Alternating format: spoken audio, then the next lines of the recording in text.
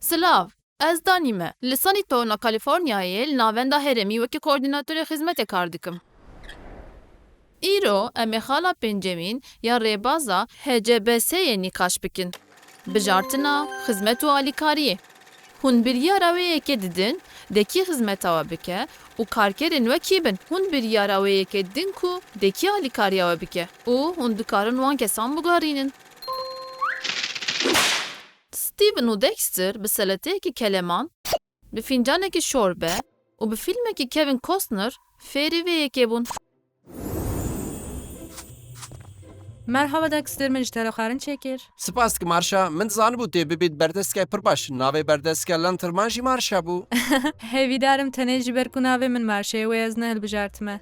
Na, nexêr helbet, tu gelekî dişibî Janaya Atonê. Lîstikmanek rola berdest dilîze Marşa. O, ev çi ye? Firavî ne? Difiravîne de ez şorbeya goştê mirîşkan dixwim. Dostê min, divê tu her danî şorbê goştê mirîşkan nexwî. Ez naxwim. Ez şîvan şorbe bi karî dest dixwim. Baş e, îro em tiştekî nû biceribînin. Em li derve xwarin bixwîn. Te got li derve? Çavên we dikarin we bixapînin. Wan bigirin û hêza xwe bikarbînin. Çavê xwe bigirim? Tu bawerî ku tu dizanî bi beyzbolê bilîzî?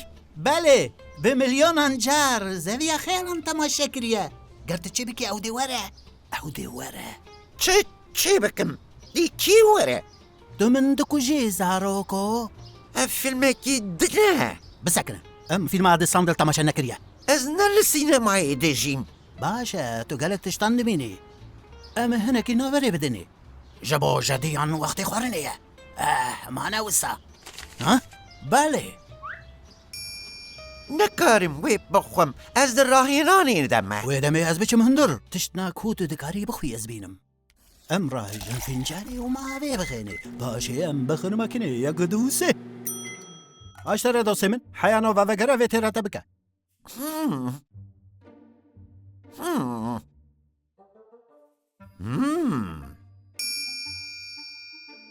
Dosto tu naxwazî firavîneyê xwe biguherînî? Dikarim vê bikim.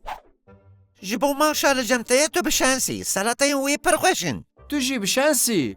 Lewra Lucas di çêkirina şorbê de gelekî serkefti ye. Belê, lê nikare gokê bigire. Bele lêxana te bi zorê dernaxe derve. Dosto, em niha li vê derê ji xwe re disekinin. Divê em cî biguherînin. Firavînê me ew yek kiribû. Na, divê em xebatkaran biguherînin. Nova! Oh, Slav hevalno? Ji Lanterman re rêvekin. Xelkên Jupîterê vedibin. Fêkolî verê bişopînin. û hûn dizanin ka bilark bilakê divê mijarê de wê çi bibêje. Blark. Çavê xwe ji gokê nedize. Serkeftin! Tu bawerî ku tu berîn heqet bi beyzbolê nelîstî? Belê, û dixwazim bi te re fêrkariyê bikim. Tu her tim serkeftî dostêm. Spas Steven, dixwazî tiştinan bixwî? Belê, helbet.